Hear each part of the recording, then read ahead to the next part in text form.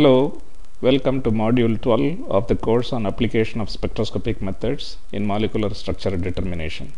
We are continuing the lecture from Module 11 on the use of NMR spectroscopy in stereochemistry determination.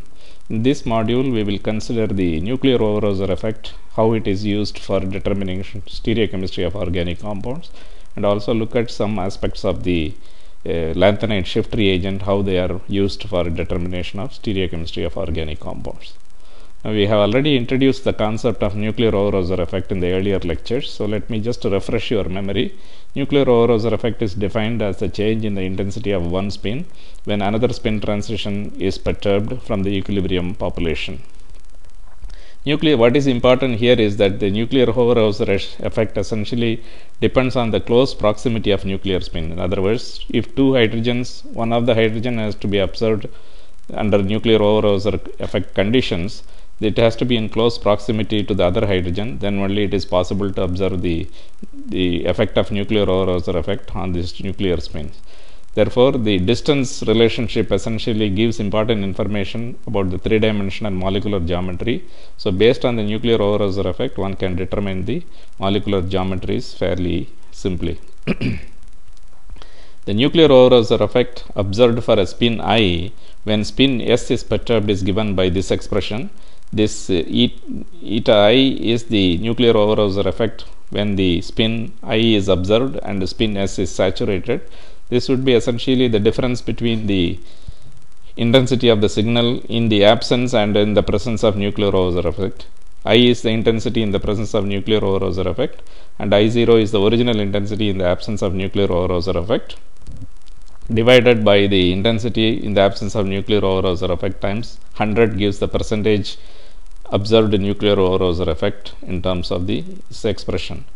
Now, therefore, it is necessary to measure the spectrum under the nuclear over-Hauser effect condition as well as in the absence of nuclear over-Hauser effect. In order to be able to ascertain the nuclear over-Hauser effect being felt in the spectrum, it is necessary to obtain a different spectrum. In other words, you record the spectrum under the conditions where the nuclear over-Hauser effect will be present, and record the spectrum once again under conditions where nuclear over-Hauser effect will be absent. Take the difference spectrum that corresponds to the NOE difference spectrum. Now, the pulse sequence for the NOE difference spectrum is given here. The top one is a spectrum accumulated under the conditions where NOE is present. The bottom one is under the conditions where no NOE will be present. In other words, this will be the control experiment. The way it is done is, initially, let us say we have two hydrogen. We want to observe the hydrogen A under the irradiation of hydrogen B. Then this would correspond to applying a frequency of hydrogen B under these conditions before the pulse of the hydrogen A is being set up, and this will essentially saturate the hydrogen B and set up the nuclear over-Hauser effect corresponding to the transfer of spin polarization from hydrogen B to hydrogen A. Then the hydrogen A is excited and the free induction decay is observed. In the case where the control experiment is done, it is not exactly the hydrogen B frequency that is being applied. Off resonance radiation means that the frequency is not matched. It is offset by a few hundred kilohertz or so in terms of the frequency difference between the actual frequency and the applied frequency. This will not saturate the signal, and it will not essentially give you the nuclear over-Hauser effect either. And under this condition, when the spectrum is accumulated, this would be a spectrum without the nuclear over-Hauser effect. So, if you subtract these two spectra, the different spectrum will essentially tell the effect of nuclear over-Hauser effect, and that is how the nuclear over-Hauser effect different spectrum is normally recorded. Now, let us consider a simple example of the normal spectrum which is being recorded for this particular sample. This is a azide derivative, and in this particular compound, the bottom trace is actually the control 1D experiment. In other words, this is a normal one-dimensional NMR spectrum of this particular compound with the peaks assigned to various hydrogens in this particular molecule. Now, if you look at the hydrogen number 2, it comes at the highest delta value because it is corresponding to a hydrogen bearing on the carbon bearing an oxygen as well as a carbonyl functional group. This is an ester functional group, and this is around 4.65 ppm or so, and the second trace is actually a difference NOE spectrum. In other words, Under the conditions of irradiation of 2, the molecule is observed, and with and without NOE effect it is observed, and this spectrum is essentially subtracted from the one with the NOE to get the difference spectrum. So this is a difference spectrum after subtraction of the two spectra accumulated in this manner for this particular molecule. So you don't see these peaks here because they don't have any changes from the normal spectrum or the control spectrum and the one with the NOE. In other words, these hydrogens do not undergo any kind of an NOE effect. The only hydrogens that do show the NOE effect by means of an enhancement in the difference spectrum is essentially hydrogen on carbon number 3 and hydrogen on carbon number 5. In other words, this is actually syn, this hydrogen here is syn with respect to the hydrogen in this carbon and also the hydrogen in this carbon. So the spatial close proximity between this hydrogen and this hydrogen makes the NOE to be observed maximally for this particular combination of hydrogen, namely hydrogen at the position 2 and hydrogen at position 3. These are cis hydrogens. Essentially a large nuclear over-Hausser effect is what is observed. Hydrogen 2 and 5 are also cis with respect to each other, and you do see a small nuclear over-Hausser effect, enhancement effect that is seen by means of a positive peaks in this particular case. Since 2 is saturated, you don't see the signal for 2 and you don't see the signal for 4, 6 and 6 prime, essentially because they don't have any nuclear over-Hausser effect as it's seen in the difference spectrum. So this essentially tells you that the relative stereochemistry between 2 and 3 must be cis with respect to each other. Similarly, the relative stereochemistry between 2 and 5 also must be cis with respect to each other. The relative stereochemistry between 2 and 4 is actually trans, and that is the reason you don't see any nuclear over-Hausser effect for the proton at carbon number 4 in the difference spectrum. The top trace again is by irradiation of the hydrogen at carbon number 3. Carbon number 3 also has a cis hydrogen with respect to carbon number 2 and 5. So one should observe the nuclear over-Hausser effect corresponding to carbon number 2 and carbon number 5 when 3 is irradiated. In other words, the hydrogen on carbon number 3 is irradiated. One does see the effect on hydrogen on the carbon number 2 and 5 because they are cis with respect to each other. So this clearly demonstrates the relative stereochemistry of this molecule to be 2 and 3 being cis, 3 and 4 being trans, and 4 and 5 being trans. 2 and 5 as a result is also cis with respect to each other. So the stereochemistry determination is this molecule is essentially done by the difference in the nuclear over-Hausser effect spectrum. Cis and trans geometry around a double bond is possible to obtain the stereochemistry information if there is a coupling between the two partners, cis and trans coupling is present. However, if there is only one olefinic hydrogen, how does one observe the stereochemistry of the molecule is the question. Now under these conditions, nuclear over-Hausser effect difference spectroscopy is employed in this particular case.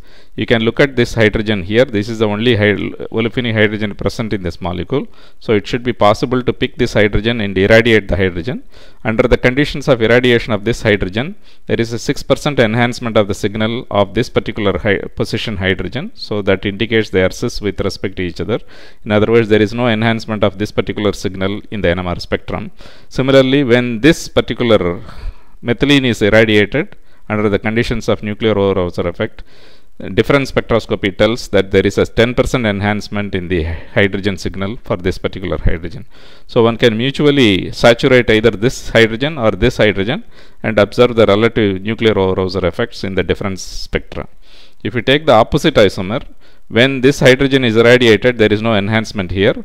However, when these two groups which are cis with respect to each other, they are mutually irradiated one after the other, there is a 4% nuclear over-Hausser effect in this direction and 6% nuclear over-Hausser effect in the other direction. So this essentially tells that this is the compound where the the hydrogen and the silyl groups are trans with respect to each other. This is a compound where the hydrogen and this silyl group are cis with respect to each other.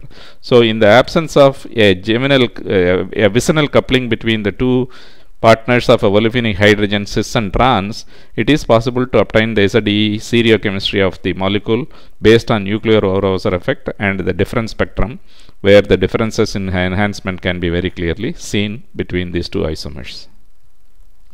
The same is true when you want to determine aromatic substitution. This is a 1,5 disubstituted imidazole. In other words, this is 1, 2, 3, 4, 5. This is a 1,5 compound, And if you look at this particular isomer, this is 1, 2, 3 and 4. So the regioisomers are different in this particular case. In this case, the two substituent, the nitrogen substituent and the carbon substituent, are on the adjacent position, whereas in this case the nitrogen substitution and carbon substitutions are not on the adjacent positions. So this is a 1,5 disubstituted imidazole and this is a 1,4 disubstituted imidazole. What is interesting about this system is that when you do irradiation of this particular hydrogen, which is easy to pick because this is the highest chemical shift value hydrogen in the molecule, and these are the two aromatic hydrogens present in this molecule, so you can easily pick out these two hydrogens very easily in the NMR spectrum. And when you irradiate this particular hydrogen, there is a nuclear overrosion enhancement of the CH2, which is flanked by nitrogen and oxygen. This would be probably the highest chemical shift value of hydrogens in the aliphatic region. So this enhancement can be very clearly seen, and when this hydrogen is irradiated, the enhancement of the signal corresponding to this CH2 can be very easily observed. On the other hand, if you do the two position hydrogen irradiation in this molecule, that results in the enhancement of this particular signal, whereas when you irradiate the other hydrogen, that has an enhancement of both this methylene as well as this methylene, because both the methylenes are adjacent positions with respect to this particular hydrogen. So here for this hydrogen you see only one enhancement, whereas for this molecule this hydrogen irradiation gives enhancement of this CH2 as well as this CH2, clearly telling that these two substituted positions are with respect to this particular hydrogen in a 1,2 fashion substitution that corresponds to the 1,4 disubstituted imidazole. This corresponds to 1,5 disubstituted imidazole. Now one can use the nuclear overrosion effect enhancement effect in very effectively when you talk about this kind of fairly complex bicyclic system. For example, this is a cis-decalene system. In the cis-decalene system, this hydrogen and this hydrogen relative stereochemistry is established based on the coupling constant. This is essentially trans-diaxial kind of a coupling, so it is a high value in terms of large value of the coupling constant, whereas this is a axial equatorial kind of a hydrogen coupling, and that corresponds to about 4.2 Hertz, and this corresponds to about 13 Hertz or so. So based on that, the skeleton of this molecule is determined to be a cis-fused decalene system, not decalene system. This is a ASA decalene system, for example, and the relative stereochemistry of these two hydrogen is also decided based on the coupling constant information. Where the coupling constant information is very difficult to come by, it is also possible to use the nuclear overroser effect. Let us take this example here. This is again a bicyclic fused bicyclic molecule, and this is a cis fusion is what we are talking about in this particular case also. When the red hydrogen is irradiated, it is in close proximity with this axial hydrogen, which is a 1,3 diaxial, and this equatorial hydrogen, which is a 1,2, sorry, this again an axial type of a system. This is a cis hydrogen. This is also a cis hydrogen. So one observes a nuclear overroser enhancement of 3 different hydrogens when the red hydrogen is irradiated in the molecule, essentially establishing the relative stereochemistry between these two centers and these two centers also for this molecule. Now let us see how one can determine, for example, ratios of enantiomers, because enantiomers are indistinguishable in the NMR spectroscopy. So if you want to see different signals for enantiomers in the NMR spectrum, you need a chiral solvent, which is too expensive to employ.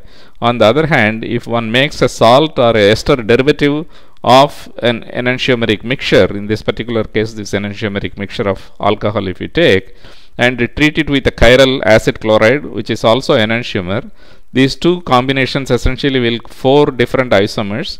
These two are enantiomers in nature, and these two are diastereomeric mixture in nature. So enantiotopic protons are isochronous, in other words they have the same chemical shift, whereas stereotopic protons are anisochronous, in other words they show different chemical shift value in the NMR spectrum. Let us assume for the time being that we are taking only the R isomer of this particular acid chloride, which is called Mosher's ester chloride. Then we will have R of the blue, red of the other one. So red R and R combination will be there, and R and S combination also will be there. In other words, the blue R and the red S combination will be there. So those are diastereoisomers, and they can be readily distinguished by NMR spectroscopy. This is what is illustrated here. The R acid chloride, namely the acid chloride is taken only R isomer, and a racemic mixture of this particular alcohol is taken and the ester is formed. The resulting ester gives you nicely two different signals for this particular hydrogen here.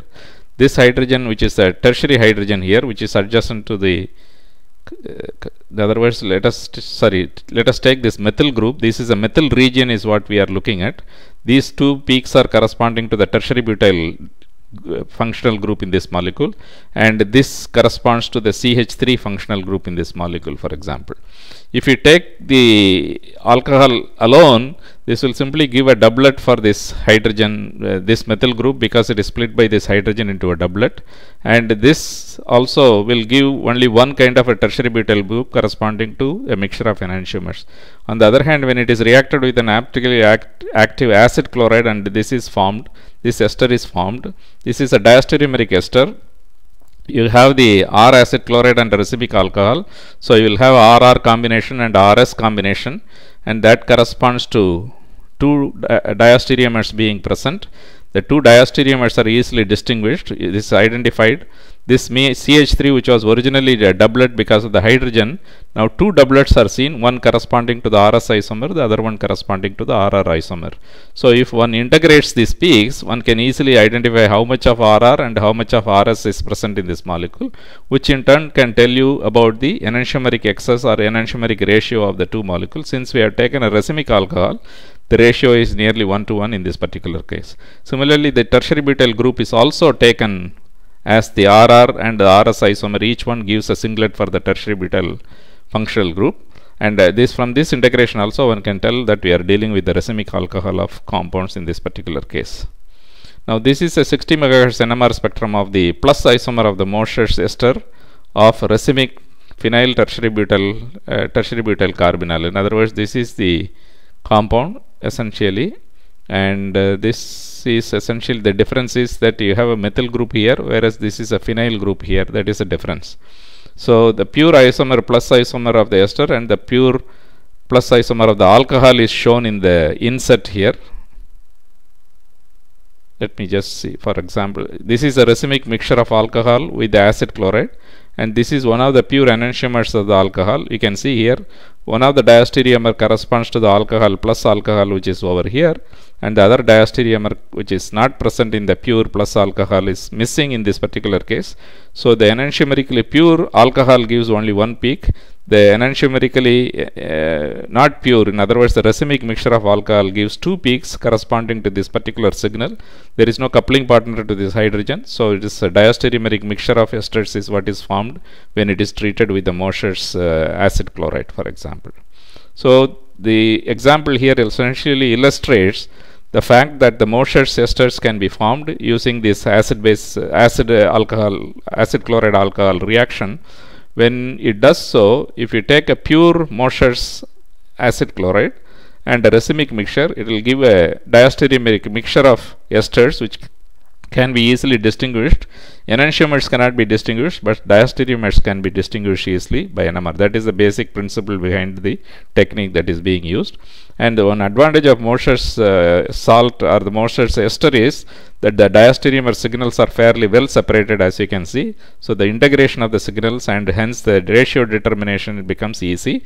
Not only that, one can use also fluorine NMR to look at the CF3 group in these compounds. That is also possible to distinguish, that is also useful to distinguish the or get the enantiomeric excess ratio of these compounds in the molecule.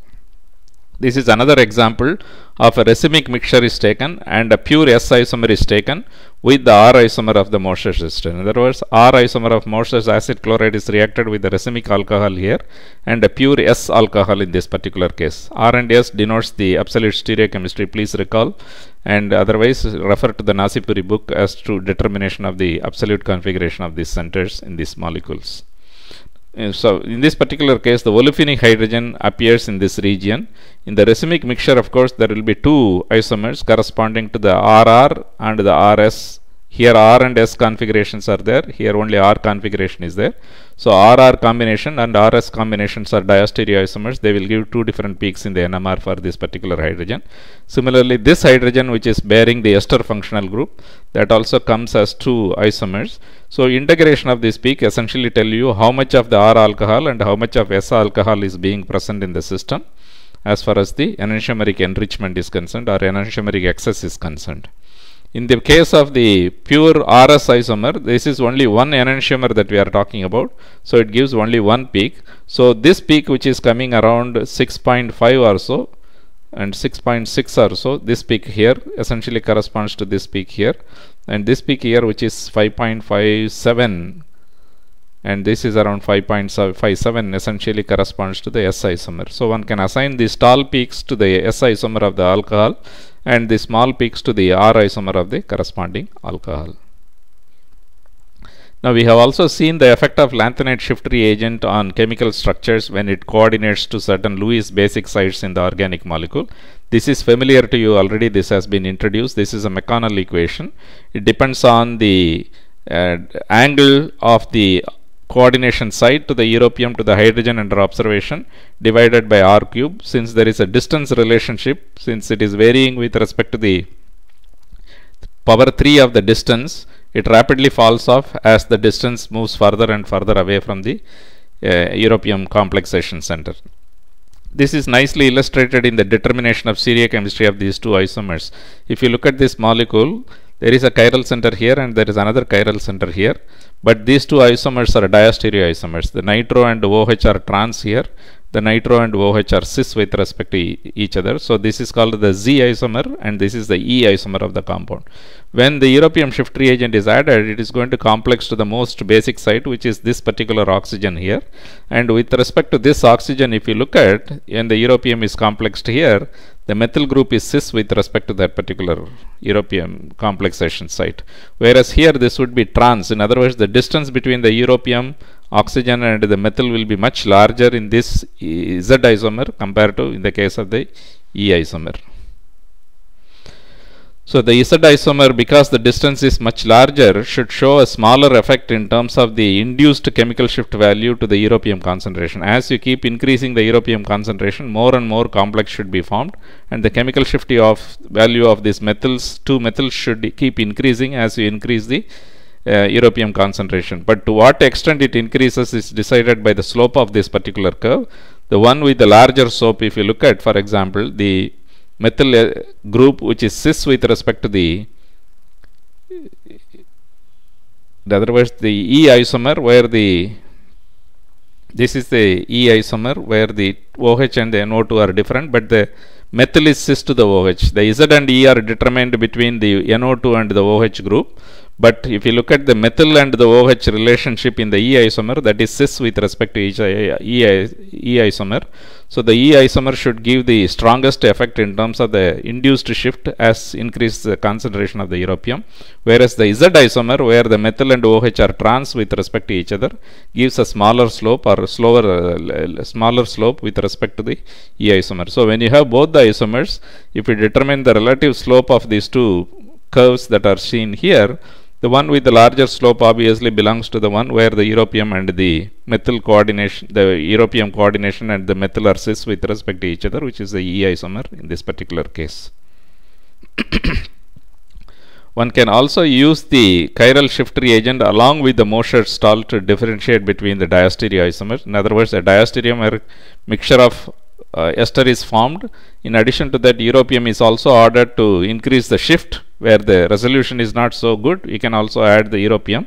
Europium will essentially complex to one of these basic sites here and induce a large shift between the diastereoisomers. So the SS isomer is a minor isomer here, whereas the RS isomer is a major isomer in this particular mixture. Whereas if you take the opposite mixture, namely the SS being smaller here, whereas the SS being higher here, the ratios, the integration ratio tells us that this is the ratio of 179:23, whereas this is in the ratio of 1:85:10 as far as the two diastereoisomers are concerned.